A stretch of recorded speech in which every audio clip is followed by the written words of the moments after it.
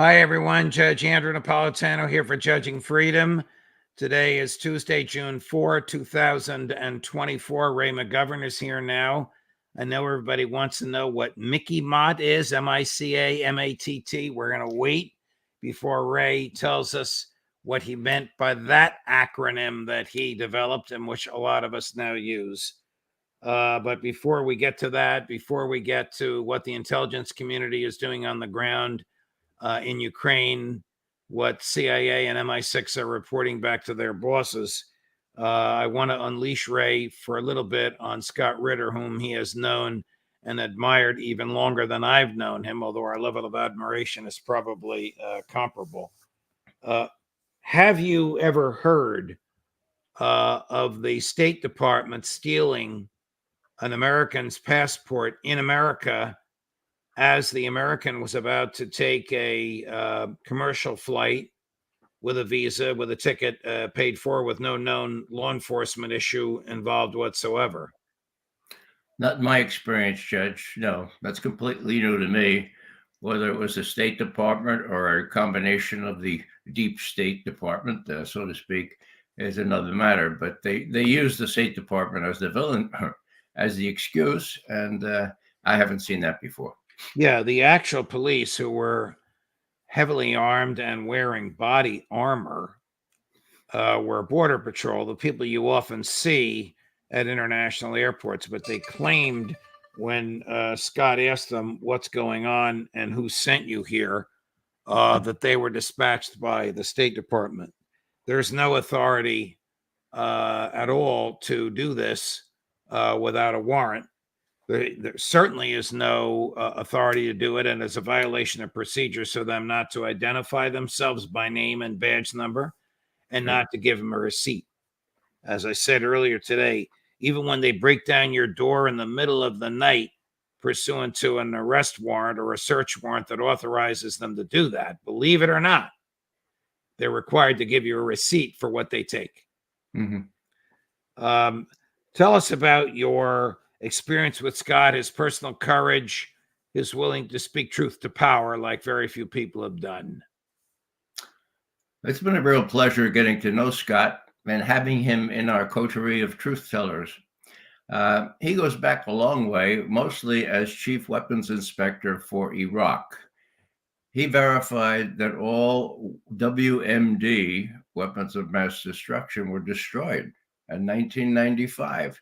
He knew that because they interviewed Saddam Hussein's son-in-law.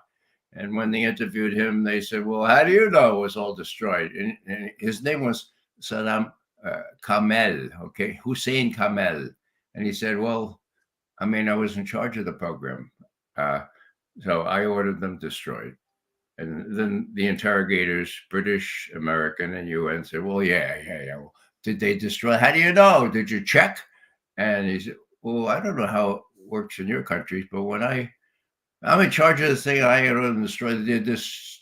Yeah, I checked the. Are you trying to tell me that they weren't? Are you trying to get me to say they weren't destroyed? So that's how this interrogation went. And it's all a matter of record because there was a debriefing written up by the UN, which meant that it was not classified. That's the background for this. Because when Bush and Cheney wanted to make war in Iraq, they, of course, made up stories about weapons of mass destruction still there. And people like Hillary Clinton and a fellow named Biden, who is head of foreign relations there in the Senate, they wouldn't give Scott the time of day. Clinton was his senator. He lives in Albany. She wouldn't let him in the door. So what he did before, in extremis, and I get this. This is something I learned just a couple of years ago when I asked Scott about it. He took that UN debriefing and went to CNN. This is 6 weeks before the war started, right? And he said, look, here, you got to do this. Okay, you got to have a program on this. And they made a program. And they were just about to run it the next night when the CIA called and said, no, you will be endangering sources and methods. Destroy that program. Is not going to run. Whoa, that was CNN. So what did Scott do? Is he the kind of guy who gives up? No, you know that. Right. So he went to Newsweek and he said, look, here's documentary evidence that all those weapons were destroyed. Hussein Kamel was in charge of them. He verified, and you don't see any, do you? Have you found any? Hans Blix says, it's really curious that you are 100% certain that they are weapons of mass destruction, and you are zero certain as to where they are. It was crazy. So what did Scott do? He went to Newsweek on the 24th of February. So a month, almost exactly a month before the invasion of Iraq. What year? What year are we now, Ray? This is 2003. This Okay. is in the prelude to the war in Iraq. He goes to Newsweek, and Newsweek looks at this thing, and a fellow named John Barry, who was pretty conventional establishment type, was confronted with, what do I do with this? And so he put it in their online version. Okay, that was the 24th of February. And then it appeared on their printed version on the 3rd of March. And this is what it said.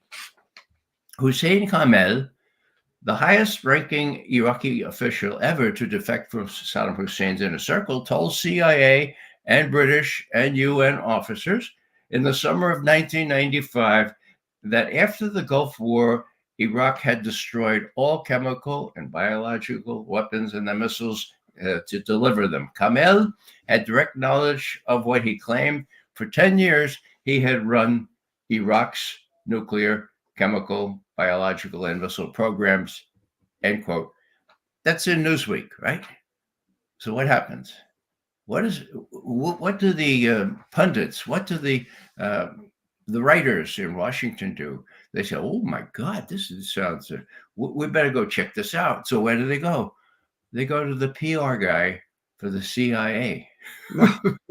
What the hell do you expect the PR guy at the CIA to say? Can you spell propaganda? Well, this guy Bill Barlow is a piece of work. He says, look, don't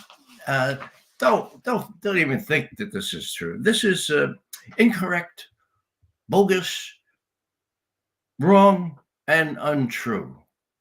And the journalist said, oh, Bill, thank you so much. We were worried that we might have to write a story on this. So say that again, Bill. Incorrect, bogus, wrong, untrue. And so that's how the media handled this bombshell, that the documentary bombshell that Scott put in their laps. Now, I didn't know any of this. I knew that had been done, but I didn't know who gave it to them. And I'm talking with Scott about 2 years ago, and I say, Scott, I've always wondered, the gutsy guy that gave that unclassified, because it was a UN report, that unclassified debriefing of Hussein Kamel. Do you know who that was? He looked at me and said, yeah, it was me. And so many times when things got out of hand and things needed to, somebody with integrity had to speak up, that was left to Scott. I'll give you one more example. During the Desert Storm, 1991, Scott is in the headquarters of Schwarzkopf, right? And he's looking at aerial photography. General Schwarzkopf was the commanding 4-star. Right. Yeah. He was. I keep forgetting that we're so far detached from that. Yeah. Schwarzkopf was a pretty tough guy. Okay. So when Scott was looking at these photographs, because the main problem, Judge, was Scud missiles. They could hit Israel. And we had this coalition all formed with Arab countries. And once Israel came into the fray, we would lose our coalition. So there was a real premium on making sure that Scud missiles didn't hit Israel in a major way. Some of them got through, but they couldn't find where the Scud missiles were. Then one fine day, there was a report that said, oh, there are five of them there. So we put that out. And Scott said, no, I don't think there are 5 of them there. I don't see any of them there. So they put it out, and Scott says, oh, I quit. I guess I'm the analyst here. I said, well, you don't have to quit. You're fired. Now, what happened? The next day, the camera people from CNN and others went to this place where it was said that 6 or 7 Scud missile launchers were zapped by the U.S. Air Force. Okay. And guess what? They were oil tankers. Oh, Scott knew they were oil tankers. So, how did I know this in the beginning? It's in Colin Powell's memoir. Okay, what he says is he's in the White House. Okay, and Schwarzkopf is saying, "We got him. We got 7 launchers." Okay, and Scott Ritter said, "No, they didn't." Word gets to Powell that the real analysts here disagree. So he says to, "Hey, General Selka, I understand some of your people don't agree." Well, a torrent of invective and really dirty words comes from Schwarzkopf. He says, "You're going to let me win this war or not?" And Powell relents. Who was his intelligence guy? Guy named McConnell. So McConnell was willing to go with these falsified figures that Scott said he wouldn't abide by. McConnell later became the director of national intelligence, just like James Clapper became the director of national intelligence. So Scott Ritter, you become a captain or a major, but you have your integrity, okay? Right. And these guys, they might get to be, well, take Clapper. One more thing about Clapper. They put him in charge of James Clapper, who was the director of national intelligence under Obama. Correct. Yeah. Okay. So he's during Bush and Cheney, he's in charge of imagery. So all that imagery that comes down from the satellites and from other sources, so not only photography but infrared and radar and multispectral. He's in charge of all of it. Okay. And he writes in his memoir that he was under great pressure from Dick Cheney to find weapons of mass destruction.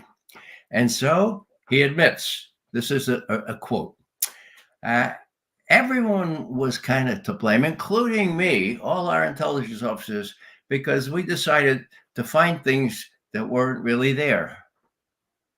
Find things that weren't really there. So this is the kind of, so that was the weapons of mass destruction in Iraq. And so what happened to Jim Clapper? He became director of national intelligence. What happened to the rest of us is that this is a bunch of hooey. Well, we relish in our integrity. There are real benefits in telling the truth. And Scott is the paragon of a guy who always told the truth, even if people didn't want it to be heard. Before we jump over to Ukraine, and Russia today, wasn't Phil Giraldi involved in telling Bush, George W., that there were no weapons of mass destruction, and Bush more or less said, "Get out of here"? Could be. I'm not familiar with that, but Phil, of course, is also a truth teller. So if he had the chance, I suppose he could have said that. I'm not sure he was in the kind of position that would have put him in contact with Bush. But a lot of us, pretty much told the powers that be that this stuff was all made up by Rumsfeld and that coterie of analysts whose job it was to justify a war of aggression. What is the intelligence community, whether it's CIA, MI6, a combination of both, telling the Biden administration about the state of Ukraine, the stability of the government, the endurability of the military? Well, that's the $64 question, Judge. They have not been honest up till now. When the Russians are pushing all the way to the Dnieper River, and they can do that rather quickly, if Putin chooses to do that, they're going to have to come clean. Now, the stakes are so high that my fear is that they will try to find some way to avoid a definitive defeat in Ukraine before the election. They lose the war in Ukraine, they lose the election. And as I've said before, these people are vulnerable to losing their freedom. This fellow who could come in, they could put him in jail because he's got the book on him, their court records showing the bribery and everything else. Not just Hunter, but Daddy and Blinken and Sullivan. So what happens? Well, it's not unprecedented in history that for the narrowest of personal motives, People widen wars. People even think about, well, what's the only way we can prevail? And maybe just a little mini nuke, just a low yield sort of, that'll show the Russians. And that's what I think the Russians are afraid of. These people are on the ropes. What they will do could be very desperate. And what the Russians are trying to tell them, look, we're going to retaliate if you let your weapons be used to strike in our heartland. We'll have to see how that works out, but I'm sure that the Russians are not bluffing. They will retaliate. They won't use nuclear weapons, at least at first, but they have all kinds of sophisticated missilery and weapons, hypersonic ones that can do a lot of damage that the U.S. don't have that kind of capability. And there's lots they can do to end this thing rather quickly, unless they get some sort of sensible attitude in Washington where when some people say, all right, well, let's talk about this thing. Let's see if we can come to some sort of modus vivendi before November. Sonia, let's play cut number one. This is Foreign Minister Lavrov 2 days ago responding to the announcement by Secretary Blinken that President Biden had authorized the Ukrainians to use American offensive weaponry to attack inside Ukraine. And the French, the Germans, the British, and the Swedes, depending upon the nature and extent of what they have there, basically said the same thing. We have shown that we will not put up with this, and that we will not allow Ukraine to be used as a direct threat to our security, as an instrument for the destruction of everything Russian on historical Russian lands. They did this for more than 2 decades, or even 30 years, immediately after the disappearance of the Soviet Union. Their goal was to destroy everything Russian, from the language to the government in this territory, which they wanted to take for themselves. And they were counting on it. But as always happens, if they wake up the Russian bear, then our people have united like never before. These are not empty words. We saw this during the Russian presidential elections. The Nazi regime continues to use Western weapons to attack civilian targets, towns, and cities. I assure you that they will not be able to cross this line unnoticed. Poke the Russian bear and you will not be able to cross this line unnoticed. Do the Russians mean what they say when they threaten like that? They do, Judge. It would be a supreme folly to think that they're bluffing, to say, well, let's try it, see what happens.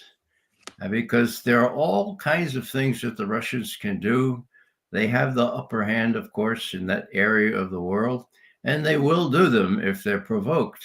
I witnessed the fact that they went into Ukraine because it was provoked. It was not unprovoked, as all the pundits have been saying. It was directly provoked, and the Russians did that to defend themselves against the NATO encroachment that would have made Ukraine a bulwark of NATO against Russia. So, yeah, the stakes are very high. And what complicates things is the election in November, and the fact that the Russians are riding really high now.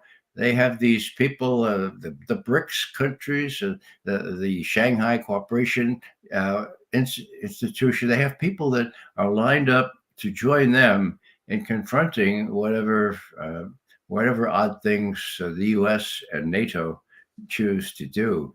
It's a situation that is more tentative and more dangerous than any I have seen, and I've been watching these things for about a half a century. Isn't this, in essence, the United States attacking Russia, paying for, providing the equipment? According to Ritter, a lot of this equipment receives signals from drones and satellites. And in order to trigger those signals, you have to communicate with the drones and satellite, and that communication, which is a code, is top secret. Therefore, we know it's being done by an American. That's right, Judge. As a matter of fact, Putin himself has said that. He said that, look, these weapons, they work because they're guided by these sophisticated collection methods and targeting systems, And those are things that the U.S. has and has allowed themselves to be co-belligerents in effect. So yeah, he's been very clear on that. And yeah, I worry that these sophomores that advise Biden, that they think they can get away with things that they're not going to get away with. And Zelensky, well, the Russians are calling him illegal now with good cause. He's not president anymore under the rules, the Constitution. So I don't know what the Russians are going to do, but they have all kinds of options now that they didn't have before Zelensky became no longer a legal president of Ukraine. And I think next couple of weeks are going to be critical. And I think that it will depend a lot on how much restraint Putin can exercise, given the fact that he's way out on a limb now, threatening reprisals. And let's face it, his military are breathing down his neck and saying, Vladimir Vladimirovich, for Pete's sake, you're going to give in this time. You know, when are you going to stand up to these guys? So he's under a lot of pressure. He's been able to resist the pressure to do something stupid, but for how long, it's anybody's guess. Here's one of his last public warnings. Sonia, President Putin on the NATO warning, May 28th.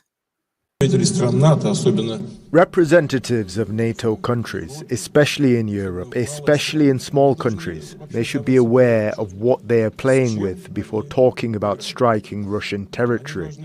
In general, this constant escalation can lead to serious consequences. I guess he's talking about Poland, which is where this equipment is stored and where it's configured and where it's repaired. That becomes a lawful target, never mind an emotional target, because of the long-standing animosity between Poles and Russians, but a lawful target.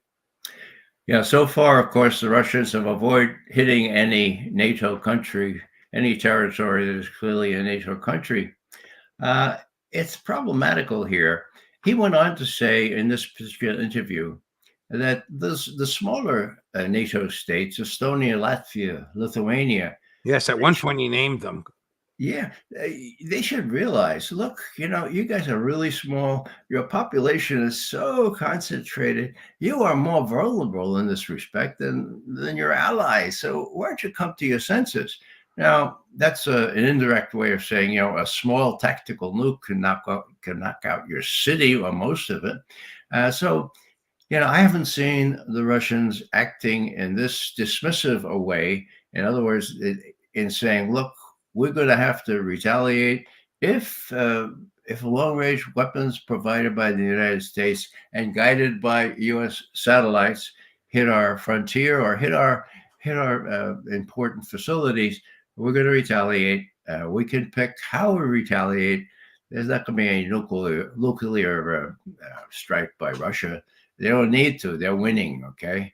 But they have all kinds of ways to retaliate, and they will. And the fact that you have U.S. generals like, what's his name, Ben Hodges, and the others, no, we can't be afraid of this. We got to face right into them. Well, you know, it's just a sad commentary on the quality of the U.S. generals, such as they have been for the last 2 decades.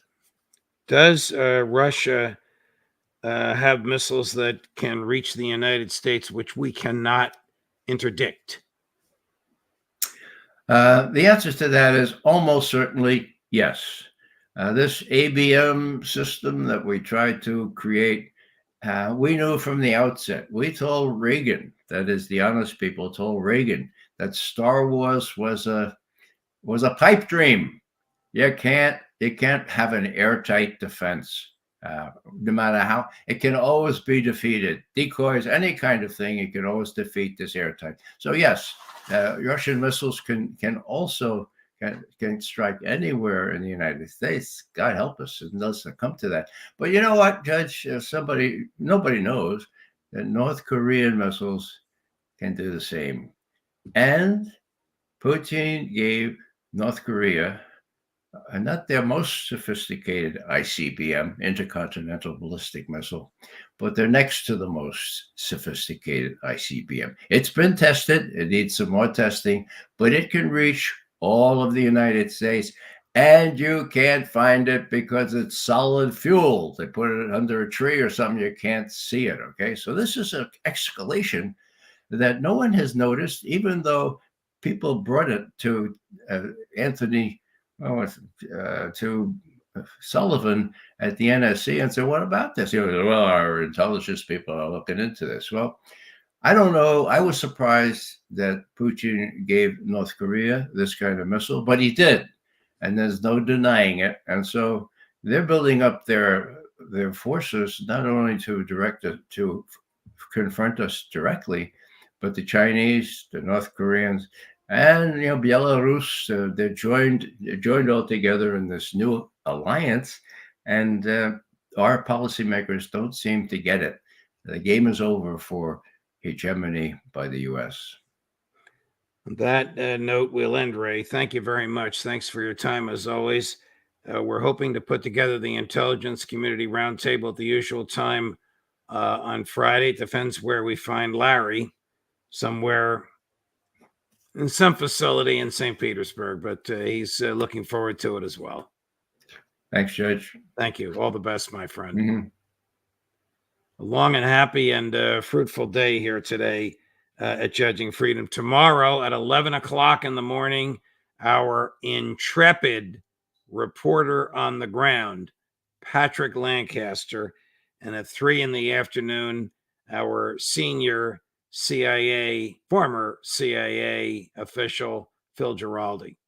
Patrick Lancaster, 11 in the morning, Phil Giraldi, 3 in the afternoon, both times Eastern U.S. Judge Napolitano for Judging Freedom.